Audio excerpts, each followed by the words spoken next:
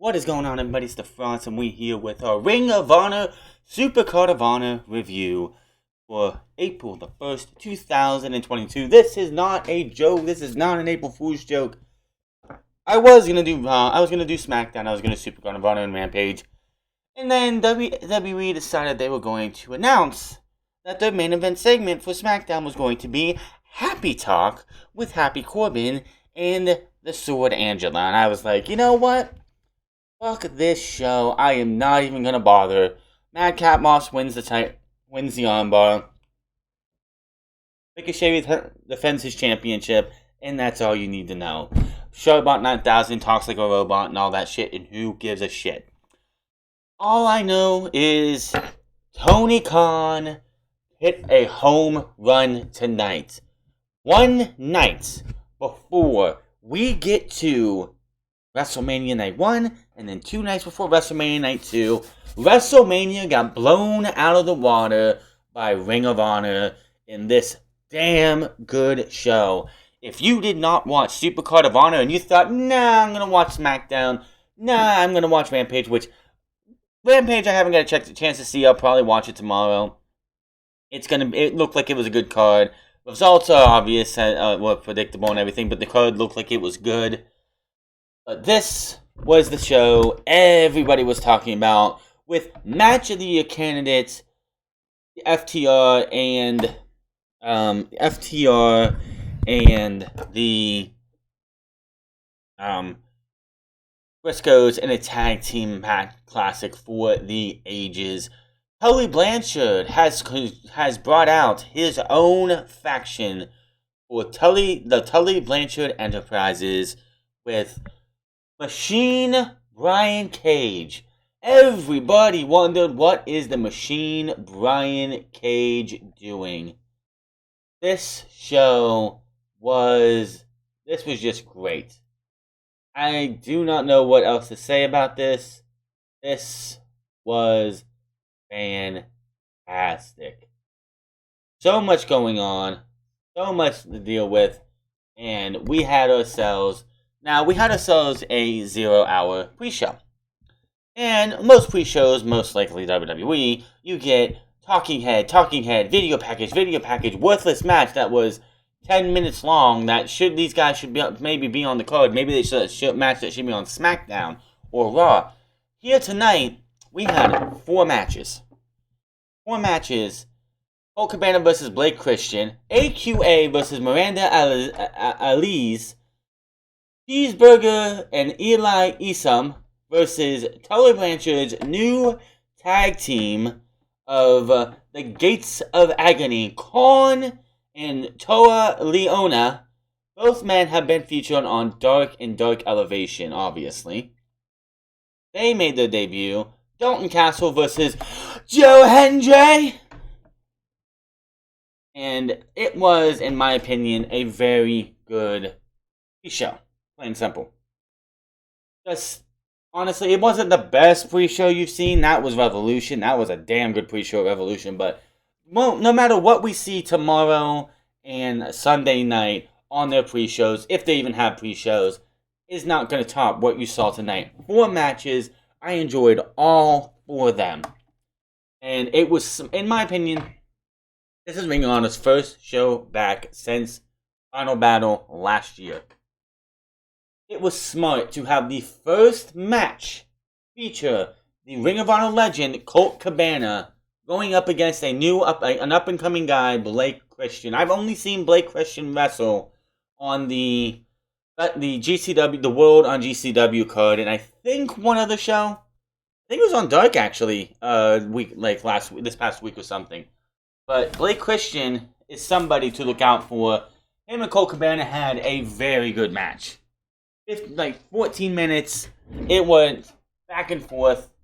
2 competitors feel each other out early. Christian gains the upper hand with some strikes. Cabana briefly grounds Christian, but all heart fires back up with a kick to the face. The veteran slams Christian to the mat on the outside of the ring. Back in the ring, he continues to control about. Christian fires back up in a flurry of strikes and springboard dropkick. Christian dives onto Cabana outside of the ring. Plants him with an inverted DDT, which was beautiful. This dude did a Fosbury flop to the outside and caught Colt Cabana, landed on his feet, and then hit an inverted DDT. What the hell? Like, dude, Blake Christian needs to be brought in for Ring of Honor and just be somebody who does what they need to for Ring of Honor. He is going to be someone to look out for. A springboard 450 slash earns him a 2 count. Cabana drills Christian with an elbow and slams him onto the turnbuckle with the Chicago skyline for the pin and the win. Again, another smart decision. Colt Cabana being the legend. The first time they've had, like, this was not Dark Order Colt Cabana. This was good old-fashioned goofball Colt Cabana. There was a part where the referee, like, he was going down for a couple pins. The ref was going down, and the last one, he goes and just points at the ref. The ref points back. It was just Colt Cabana having some goofball moments. Miranda Alice versus AQA. AQA honestly feels like she's got it and is somebody who she's not there yet.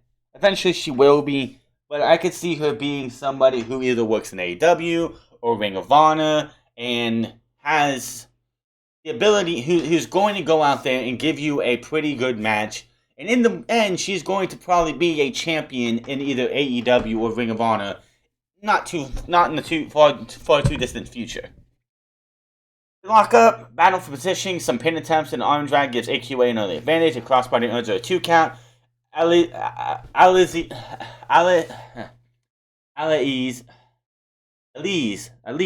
takes control with some stiff drops with the corner. AQA gets another 2 count with the roll up and hits Alice with the dropkick. The two women trade blows. AQA with the better of Alice hits exchange and takes her down with a sling blade. Alice slams AQA to the mat. The Lucha baddie knocks into a crossface, but she turns it into a pinning attempt to escape. She gets her down and she goes up, hits the shooting star press, and AQA has the flexibility when she does the shooting star press.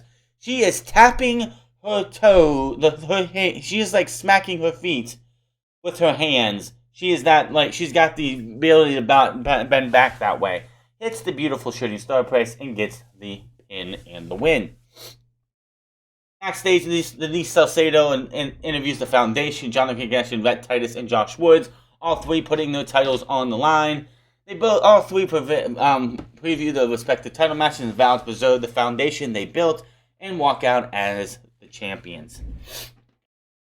Cheeseburger and Eli Isom came out. They were ready for their tag team match. Out walks Tully Blanchard to introduce 2 of his new clients. Talks about pain and agony. These guys are the Gate of Agony, Khan and Toa Leona, and they are part of Tully Blanchard's Enterprises. This was a squash match. Ain't no way to look about it. Toa drills Isom with a spike to the throat because he is a Tongan. You know, the Tongan death spike, as made famous by Umaga and other Tongans. Gates of Agony win, no problem. After the match, he calls Khan and Toa 2 of the most dynamic wrestlers in the world and teases the reveal of the 3rd member, which will come later tonight. And as I said before, that man is the Machine, Brian Cage. After that, we go to the ring and we have Joe Hendry versus Dalton Castle. This match has some history to it. I wasn't a very big watcher of Ring of Honor because towards the end, because Ring of Honor before pre-pandemic did not use Ring of Honor TV to give you an actual TV show.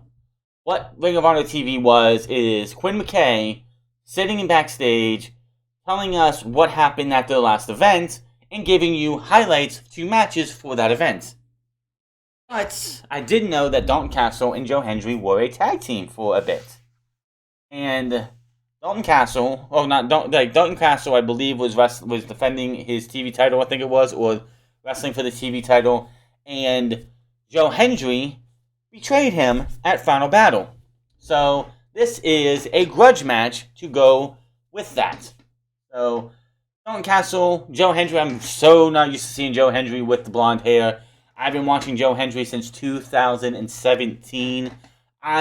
Joe The thing about Joe Hendry, what makes Joe Hendry so fun to watch, is it's not like he's not the best in-ring work. And by the way, he looked fantastic compared to what he used to look like. He's put some muscle on from what I'm used to seeing him. But of course, I saw him in World Culture Pro Wrestling. He was the guy who was in the first ever WCPW World Title match against Big Damo. Lost that match due to Adam Lampier turning on him, whatever. And he was a babyface for a while. He turned heel, made the Prestige, and had a hell of a run in there. Went to Impact, came to Ring of Honor, and the biggest thing about Jay Hendry is that when he's in a big match, or just a match in general, when it's something, he will make a music video for parodying some rock, like when him and Joseph Connors were a tag team, he did a parody of the Monday Night Raw 2003 to 2005, 2002 to 2005, I think it was, Cross the Nation opening theme. He's done other things. If you want to get a laugh out of a pro wrestler's entrance videos, go look up Joe Hendry on YouTube. They're all over the fucking YouTube. And some of those are a lot of fun to watch. But Castle wants a handshake. Hendry refuses. The former tag team partners feel each other out early on. Hendry drops Castle with a shoulder block. Castle jogs around the ring with the boys. Which, I swear, one of the boys, which are the young boys, he has young boys who wear masks. I swear, one of the young boys looked like a smaller version of Brian Pillman Jr. He had the mullet and everything. I was like, is that Pillman Jr.? Really? But no. Quickly gets back to the ring and he grabs and is able to drop Joe Hendry. Hendry jumps Castle to the floor and slams him into the barricade. He blasts Castle with a lariat and continues to maintain the advantage. Castle rocks Hendry with a kick to the face. The former Ring of Honor World Champion hits his opponent with some more strikes. He takes him down with the Hurricane Rana to the floor, which Hendry did try to, because what happened is Dalton Castle spun around, Hendry ducked, but Castle was able to get onto him and Hurricane Rana him to the floor. Castle suplexes Hendry twice. Hendry fires back with a slam to his own. Hendry dumps Castle to the mat after 2 stiff blows. Castle gets him up, spins him around, hits the bang-a-rang for the 1, 2, 3. Dalton Castle is your winner. Backstage, Denise Salcedo, which fucking Ian Riccaboni cannot say her name right for whatever reason, interviews Ring of Honor World Champion Bandido, who's standing with his new manager, Carver Guerrero Jr., who states that Bandido never lost the title, and in the meantime, he disrespected him by having crowned a new champion. And Jonathan Gresham is the interim champion at best. He says he doesn't work for Ring of Honor or AEW. He works for Bandido and he wants to help him win the match by any means necessary. Bandido says, dude, listen, I don't want to cheat. I want to win this match, man to man, and whatever. Trevor's like, I know the Guerrero legacy, but I'm going to make sure no cheating, but I'm going to help you no matter what. Of course, Bandido's not happy with that still, and he says, Viva la Raza, and that is that. So, that is pre-show for you. Again, very good pre-show. Not as good as the I hate when mine skips like Revolution's pre-show, but it was still a pretty good pre-show. Let's talk about the main show now. Swerve Scott, the Realist, versus Zayne. I have never seen Zayne before. Swerve, I have seen very little bit of. Did not see him as Isaiah SuperCard in NXT. I kind of dropped off NXT before he made his big debut there and everything.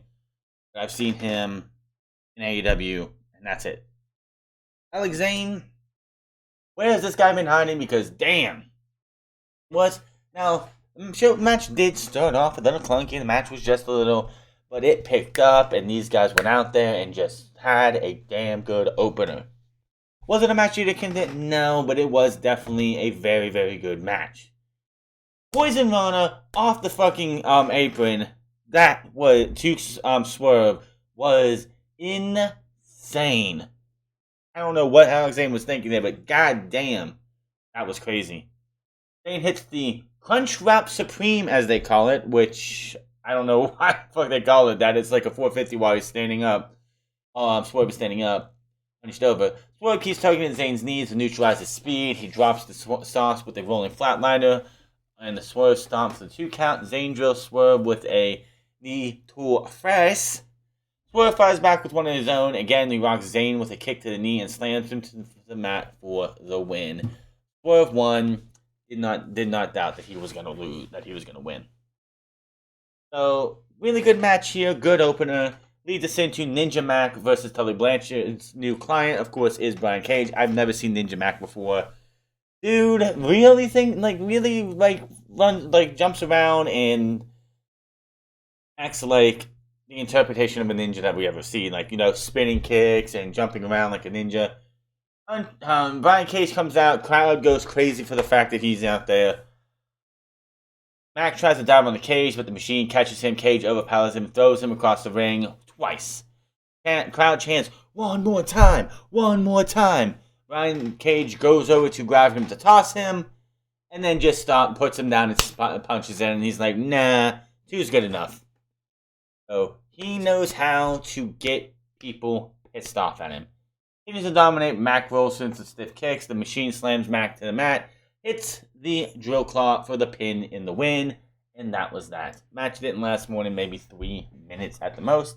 But it was a great introduction to Brian Cage being part of Tully Blanchard's Enterprises. So, Han and Toa Leona come out to all show you that Tully Blanchard may have got fired by FTR, and Tully Blanchard might be out of the Pinnacle, but Tully Blanchard did not take long to get back on his feet. He's got some big boys, and if this is going to be a faction in both AEW and Ring of Honor, the FTR and the Jurassic Express are in trouble. These 3 guys are going to run roughshod over both promotions more than likely. Jay Lethal versus Lee Moriarty. This match has some history to it as well, because Lee Moriarty started in Ring of Honor. Was in Ring of Honor for a bit. On his way out, Jay Lethal, who was still part of Ring of Honor, said he wished he would stay, and pretty much said it in a way that Lee Moriarty took offense to it, that Jay Lethal was doubting that he's going to be successful somewhere else, and that Lee Moriarty did not and this was interesting. So, as you know, the story of Jay Lethal is that he had his first match against Sammy Guevara. He lost for the TNT title, obviously. Went to Dark, won a couple matches, faced Ricky Starks, lost by cheating. Went down to Dark, won a couple matches, came 10-1 on the year, or I think it was 10-1 on the year. Faced Adam Cole 2 weeks ago, lost to Adam Cole as Adam Cole hit him with the low blow and then lowered the boom. And what next? 2 days later on Rampage, he was talking to Lexi Nair and said that things need to change soon because there's got to be a better way, because everyone else who's been cheating to win have been getting opportunities while he's been sitting on Dark doing next to nothing. Then he faced Jon Moxley on Wednesday, and Jay Lethal is just starting to crack at the seams. His good guy persona is starting to just squeal away and just tumble away. So, we have the match here with Lee Moriarty, and it's like Lee Moriarty is, they said it before, it is at a point in his career, that he mirrors what Jay Lethal was when he was a younger guy. And this is just student versus teacher type dynamic, sort of, as they wanted to say. Lethal and Moriarty exchange holds like it's a pure rules match. Moriarty gets a early 2 count, frustrating Lethal in the process. You notice during the match, Lethal continues to get more frustrated as he can't seem to stop Lee Moriarty from staying up. Takes Moriarty down with a dropkick on the outside. Lethal hits a lethal combination. Moriarty reverses the Hail to the King and turns it into a pin attempt. Both men trade several pin attempts from near falls. Gets another 2 count. Lethal Somehow the referee gets turned away. Lethal gets so frustrated, so upset that he can't put this young guy away that he goes low. Just like Adam Cole did to him 2 weeks ago on Wednesday. He goes low, hits the lethal injection. 1, 2, 3. And you just see Lethal, this look on Lethal's face as after he hits the low blow and gets the pin, that he is disgusted with himself. He needed to win. He needed to get the win, but he had to do it by any means necessary. He couldn't get the win by just being just pure. He had to cheat to win. Also noted that Sanjay Dutt, his friend, who is a producer for AEW, was sitting by one of the guys who used to run Ring of Honor. It wasn't Kerry Silkin. Silkin was already gone somewhere else, but it was another guy. And you could just see the look of Sanjay Dutt, who was just absolutely disgusted with Jay Lethal. After the match, Matt Sydal, who's on crutches, confronts Jay. He's like, "What the fuck, man? You wanted to be what the hell? That's not you." And he's just berating Jay Lethal. Jay Lethal kicks the crutch out and just starts beating the hell out of Matt Sydal, just laying in the punches while he's down on the mat. Sanjay Dutt comes to the ring, pulls Jay Lethal off of him, talks him down, and gets him to go to the back. So Jay Lethal's heel turn is not complete yet, but he's getting there. Jay Lethal did not like the fact that he went out there and won that way. But will it matter by the end of the night? You'll have to wait and see. Willow Nightingale versus Mercedes Martinez for the interim Ring of Honor Women's World Championship. Why do we need an interim championship match? You could have just made this a number one contenders match, but I think the reason they did that is because they don't like Tony Khan on his scrum tonight, which is going on still as I am doing this. That he doesn't have the information of when they're going to have the next Ring of Honor show. He knows when it's going to happen, so he can't let us know yet. So having one of these women go out and win and be the number one contender, instead of being someone who could be on Wednesday night, Friday night, Dark Elevation, holding that women's championship up, being called the interim women's champion, and having the women's championship on display on AEW television until he announces what goes on with the Ring of Honor show and everything else. You might see something on a different Warner Media TV station for Ring of Honor, because Tony Khan does have the contract with Ring of Honor, with not Ring of Honor, but Warner Media. And honestly, he did say in his scrum, we are very lucky that Tony Khan was even able to do this show tonight, because he does have TV contracts with Warner Media, and if they said, no, you can't go do this show, then he wouldn't have been able to do this show. But the reason they went with the interim championship instead of saying number one contender is because it's a way to have the winner come on TV and walk around with the women's championship, maybe defend it on TV, maybe something else. And when they can figure out when the winner of this and Deonna Purrazzo can have their match, Deonna Purrazzo can lose the Ring of Honor Women's Championship, and it goes to the winner of this match, because that's going to happen. The only reason they couldn't do that tonight is because, one, Impact Wrestling was doing their multiverse of matches. Deonna Purrazzo was defending all of her championships there tonight. And I believe they're not in the same area. This is in Garland, Texas, and I believe, and I think they're in like Dallas, Fort Worth, or something. They're not in the same vicinity, so Deonna couldn't go have a match on at the multiverses matches and then come here and then lose the title, because that's exactly what's going to happen when she drops the title. She's going to drop the title when she does. Willow and Martinez feel each other out early. The veteran gains the upper hand with a slap to the face. A senton early earns Willow a 2 count. Martinez grounds Willow and locks her in the modified Dragon Sleeper. They trade strikes, and Willow rallies to the clothesline that levels both women, leaves them both down. Martinez suplexes Willow and gets a 2 count in the air. Raid crash. The veteran drills Willow with some elbows, put the fun-loving babyface suplexes her opponent.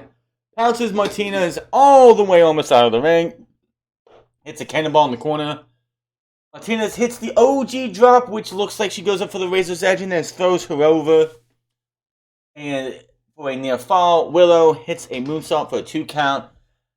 But Martinez is able to lock in the Dragon Sleeper and gets the tap out win. She is your interim Ring of Honor Women's World Champion. Basically, again, the reason they have her win they have the interim championship instead of having the number 1 contendership is because Tony Khan doesn't have nailed down when the next event is going to be. And the way Tony Khan was talking, this will be the last time Ring of Honor does an event like this on a Friday. That's the biggest thing behind everything and why he said that Warner Media could have blocked him from doing this show is because it was on the same night that Rampage is on. Ring of Honor World Tag Team title match, the Briscoes versus FTR. I cannot even. This was your main event. This was what everybody bought tickets for. They only sold about 200 tickets going into this show. But this match was announced, and they sold almost a little over 2,000 tickets. I believe this venue holds 3,000 to 4,000 people. So they went from selling next to nothing to 300 to over 2,000 tickets just because of this match. This was a match of the year candidate. And honestly, the best tag team match we've seen since AEW has been founded was Young Bucks versus Kenny Omega and Hangman Adam Page. That match is no longer the best tag team match we've seen. This match trumps that by a long shot. These 4 guys went out there. The crowd was hot from the minute these two even went out there. These 2 teams went out there. We had a holy shit chant. Cash and Mark Wheeler, which, by the way, the ring announcer announced Cash and Dax as Harwood and Wheeler. Like they got their names chopped up, which made no sense. But Mark and Cash start things off. Mark takes control. They go around the ring. Dax goes down, smacks some hands from fans because everybody is hyped. They haven't even touched yet, and the crowd is just going crazy. They lock up, and they have the biggest fucking pop, a bigger pop than anything you're gonna see on WrestleMania, outside of Cody probably. That's how big and fired up this match was. Honestly, this crowd was great, but this match deserved to be in front of a stadium. That's how big this match was. This match is the reason why people bought the show. This is why people went to the show. This was the match of the fucking night, bar none. You had 3 matches after this, if I'm correct. The TV title, the Pure title, and the World title. And nothing lived up to this match. This was... I can't even go in this. We had everyone but Cash. Cash Wheeler, I think, was the only one who did not bleed in this match. Jay Briscoe, I think it was, he got busted. Jay Briscoe got busted for reals. Mark bladed. I don't know about Dax, but he was bleeding too. You could tell the difference between Jay, who was bleeding so profusely, he was dripping blood everywhere from where he was at to get into the ring, and Mark, who just had a little bit of blood on his face. There's a difference. Cash was also bleeding a good bit later on. Dax did not, of course, get any blood, did not bleed at all. But ring psychology was great in this. These guys beat the shit out of each other. When Jay went down with the blood, Dax went out, threw him back in the ring, and started just going shark on blood, like blood in the water. Just started focusing on that. The mat was covered in blood in no time. They even had the AEW medical personnel was there, so you know these guys were in good hands. We see there was the spot that we see AEW, WWE, and other wrestling companies attempt, which is, I'm going to suplex this guy out of the ring, and they're going to fight back and forth, and eventually they're going to suplex inside the ring. Not in this fucking match. Jay takes Dax, pulls him up, holds him up, and suplexes him to the fucking floor. Holy shit, all 4 men were down. That was a scary fucking spot. I don't think I'd ever actually see that spot happen, but it happened. So the doctors go over, check everybody. Everyone's getting up slowly. The crowd is in this from start to finish. The reason that, if you're wondering, why were the matches before this, like the women's match felt like they just, like, the crowd was not into it as much. I mean, they did get into it for Willow, and they were, like, everyone was behind Willow, but they weren't as heavy or as crazy as you thought they would be. Everyone was saving themselves for this match. This match could have went either way. Obviously, the FTR was winning the tag team titles. Warner Media wants nothing to do with the Briscoes, but Tony Khan needed to get the titles off of the Briscoes, and that was all there was to it. And it's just an SJW. It's a bunch of SJW bullshit, but we're not going to get into that. But this was fucking great. Max Bailey kicks out of a froggy bow. FTR gets marked with the big rig. 1, 2, 3. And the FTR win the World Tag Team titles of Ring of Honor.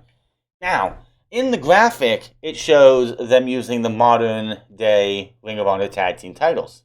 I hate those designs. I think those titles look ugly. The Briscoes came out with the original Ring of Honor Tag Team titles. The better looking Ring of Honor Tag Team titles. They look sort of like the world title. The only difference is that the Ring of Honor logo is different. It's the second version of the Ring of Honor logo, which FTR actually had on their trunks. FTR in the Ring of Honor, the previous Ring of Honor logo, which was fucking great. After the match, which Briscoes, the whole Code of Honor thing, shake the hands. They went to shake hands because the referee told them to. FTR turned their backs and said, we're not doing that.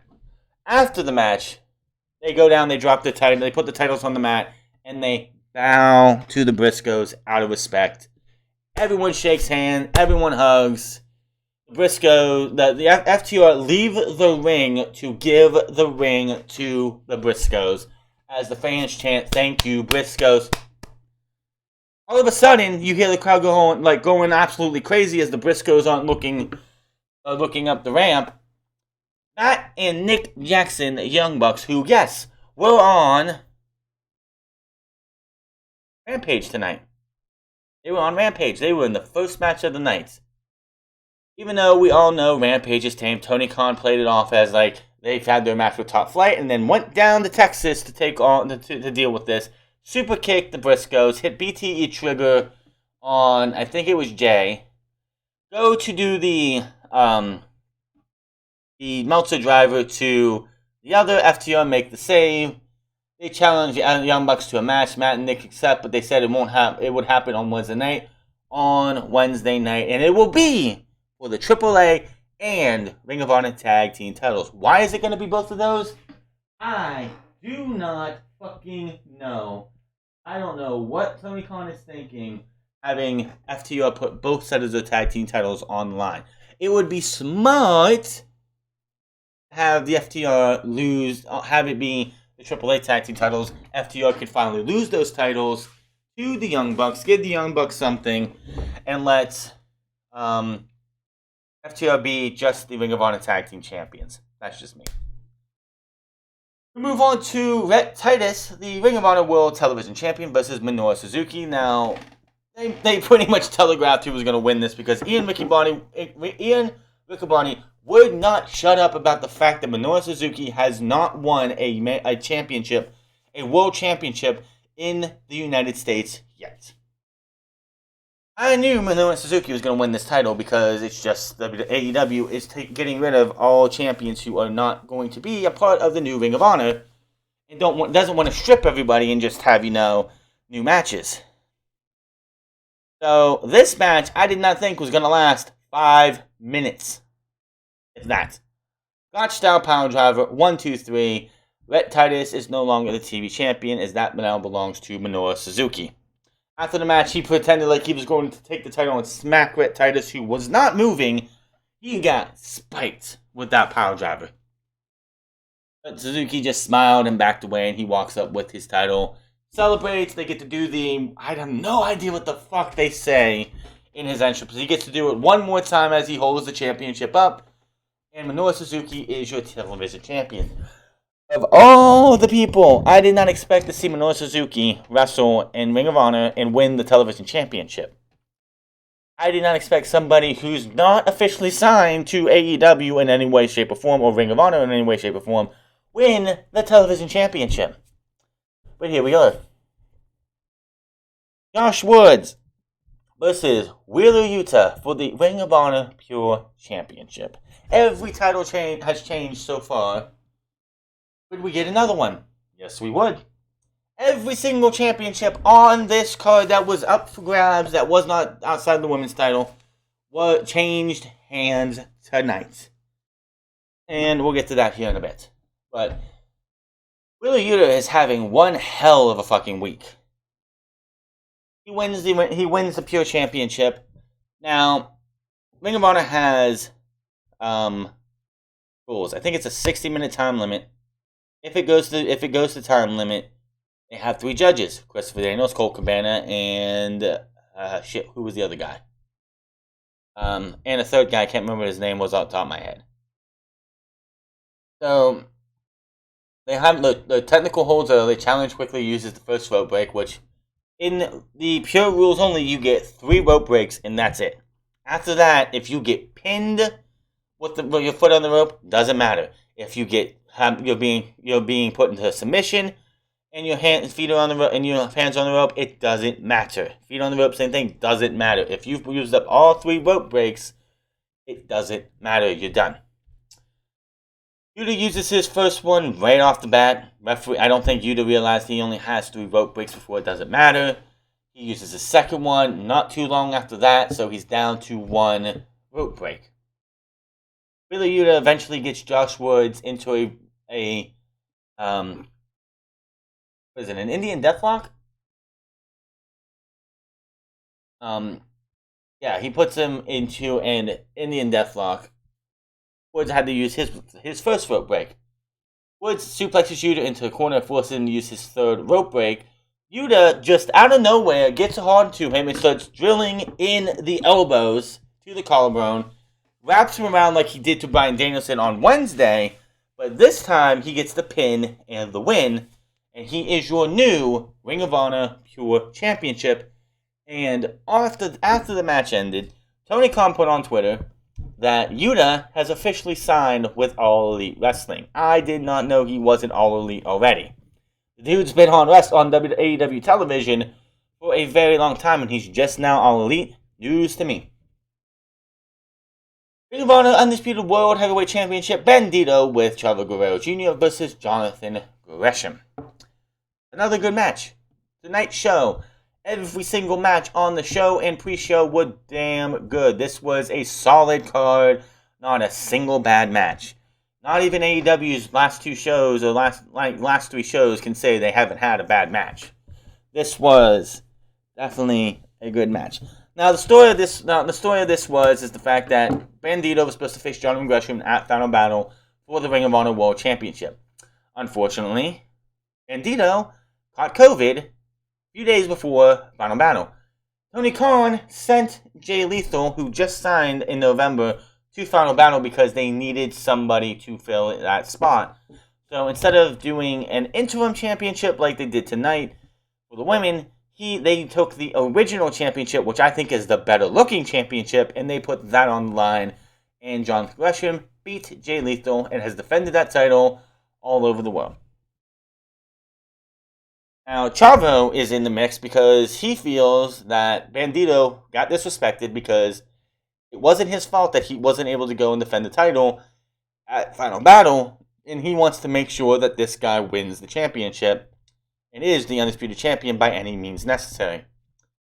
What the hell did you think was going to happen? So, we have Jonathan Gresham and Bandido. They're having a damn good match here.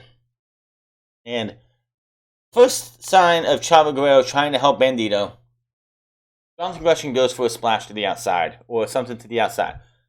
Chavo Guerrero pushes Bandido out of the way. That's not a problem to me. I mean, that's not really that cheating. He's looking out for his dude so he doesn't get hurt or beat up or takes a bad move. That's fine. That's not... He didn't hit Jonathan Gresham. He didn't do anything to Jonathan Gresham. He just moved Bandido out of the way. I'm fine with that. So, after that, Jonathan Gresham, then they're still having the match. Bandido takes over for a bit, but Jonathan Gresham gets back into it. And the referee goes down. I hate these fucking spots, but the referee doesn't go down dead, but he gets hit in the face, or he gets, like, bumped into. So, Jonathan Gresham goes for something, a springboard off the ropes, and Chavo takes the World Championship and smacks Jonathan Gresham in the face. Bandido sees this, is like, oh no, what the fuck are you doing? This is not what I wanted. He goes to the referee, tells him what fucking happened. The referee says, Chavo, you are out of here. Chavo's like, dude, I gave you the fucking match. What are you doing? I gave you the match. The commentators do point this out, that after Chavo Guerrero is sent to the back, Bandido is spending way too much time. He has Jonathan Gresham put up on the top turnbuckle. He's spending way too much time looking at Chavo Guerrero, who's walking away. Chavo's walking away. Why the fuck are you paying attention to him? This allows Jonathan Gresham to get back into the match. They wrestle some more. And then eventually, after a 21 plex and a near fall, Gresham traps Bandido's arm and gets a pin attempt, a pin in the win the same way, sort of, that where Yuta beat Josh Woods. And he is your Ring of Honor World Heavyweight Champion, the undisputed Ring of Honor World Champion. After the match, he grabs the microphone. He's going to go and send everybody home happy. Here comes Jay Lethal. Jay Lethal's like, great, I want us to send the people home happy. And I think it's only fitting that, because I did so much for your career, that I should be the one who challenges be the first one to challenge for the Ring of Honor Championship. All you have to do is say yes. Jonathan Gresham pretty much says, no, we're not going to do that. And Jay Lethal's pretty much like, dude, nobody would know who the fuck you are if it wasn't for me, you piece of shit. And pushes him. He's like, dude, is that what we're really going to go this way? So Jay Lethal starts pushing. They start fighting. Sanjay Dutt comes back down, gets in between them. And then he whacks Jonathan Gresham. And they start beating up on Jonathan Gresham. After they lay him out, Jay Lethal gets both championship and holds them up. All of a sudden, some music starts playing. Don't know who the fuck it is. It's just all we see is flame. And I'm like, oh shit, did they go get Glenn Jacobs? Out comes the Samoan submission machine, Samoa fucking Joe. Who comes down, he cleans house, and sends, and Jay Lethal's, Sanjay Dutt's backing Jay Lethal to get out of the ring. This is not your fight, let's not do any of this thing. Samoa Joe grabs Sanjay Dutt and just chokes him out while Jay Lethal watches. And they both go out of here. He gets Jonathan Gresham back in the ring, shakes his hand, raises his hand, and the show goes off the air. As he's about to get a mic, and I wish they would have waited at least another minute and a half so Samoa Joe could say his piece. And the show goes off the air with new champions, an undisputed world champion, and honestly, a changing of the guard in Ring of Honor. What's next for Ring of Honor? I don't fucking know. Samoa Joe's in AEW. He's in Ring of Honor. He will be on Wednesday night. What is his intentions? During the press event, he said that he's here to win everything and just make everybody who thinks that they are special or unique rethink their position in this world. This was a very good show.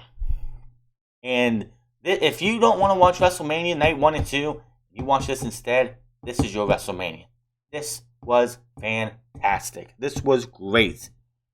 You have not watched Ring of Honor, SuperCard of Honor, you are missing out on a damn good show. This, I'm going to say it now, this was better than Revolution. By far. This was better than Revolution. Both crowds were hot, but these matches, we had 12 matches. Here's the difference. This show ended at 11. This show actually ended at 10:58. They had 12 matches. 4 on the pre-show. 8 on the main card. That's what you should be doing. Give me 4 matches on the pre-show and 8 on the main card. Give me a 3-hour show. They did that tonight. And Ian Riccaboni, this goes to you. Just because a woman is doing a move does not mean you have to say, oh, she has a firewoman's carry. That is not a word. Nobody says firewoman. That is stupid. Don't change man in a move just because a woman is doing it. If you want to say a last woman standing match, that's fine, because that's what that is. But don't sit there and make up words. Oh, she's using a firewoman's carry. What was the other fucking one that he did? It's really cringe, and it's really stupid. Enough of the SJW bullshit. It's a fireman's carry. Oh yeah, he said fisherwoman suplex. Who the fuck ever said the word fisherwoman before? Dumb. It's a fisherman suplex. You are a fisherman, not a fisherwoman, a fisherman. Stop this bullshit. Other than that, really good show. Honestly, Tony Khan talked about this too. Why he did why you had Ian Riccaboni and Cole Priestman on this show as your commentators. It harkens all the way back to WCW and all the way back to the WWF's attempt to bring back WCW. And having Scott Hudson and Arn Anderson call that infamous Booker T and Buff Bagwell match. It did not feel like an authentic experience, because it wasn't. It absolutely wasn't. It was Vince McMahon going, fine, we'll just throw this out here and see if the crowd cares. He did not want that tonight. He did not want to have two guys out there who have no chemistry together. Riccaboni and Caprice Coleman have that chemistry. I don't know why half the time, in the women's match, I don't understand why they were talking and commentating the match in such a hushed voice. They had all this oomph and all this excitement for all the men's matches, but when Mercedes and Willow were having the match, they were talking so low, as if it was a secret they weren't supposed to be talking about. Where was your oomph? Where was all the excitement when you were talking about that match? It just didn't make any sense. But other than that, it's yeah. It would have been the Briscoes and FTR sold this show for everybody. If you were on the fence about this show until the Briscoes and FTR were announced, you said, I don't really want to see this show, and then the Briscoes you made the right decision if you picked this show up and you watched this after that match was announced, because this show, top to bottom, was a really good show. And apparently, according to Tony Khan, the preliminary numbers say that this is going to be really strong, one of the strongest sold, one of the best shows that Ring of Honor has done buy rate wise in a long time. I can't wait to see what happens with the next Ring of Honor show. What's going to happen, we'll probably find out in the next few weeks. Tony Khan wanted to get through this show. This was a transitional show. Ian Riccaboni and Capri Coleman probably will not be back. Probably not. This was just them being on here to give you that transition, that authentic feeling. We had wrestlers. We had Mike Posey and what the fuck was his name? We had Mike Posey and who was the other guy? No Aubrey, unfortunately, because they didn't want to use her. But who